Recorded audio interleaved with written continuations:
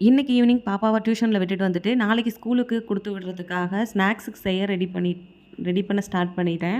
அதுக்கு வந்து பார்த்திங்கன்னா, ஃபஸ்ட்டு இட்லி பாத்திரத்தில தண்ணி ஊத்தி, அந்த தண்ணி சூடாகிட்டு இருக்க கேப்பில வந்து பார்த்திங்கன்னா, இட்லி தட்டில கம்பு மாவு வந்து ஒரு 4 கரண்டி எடுத்து, அத வந்து நல்லா வேக வச்சுக்க போறேன்.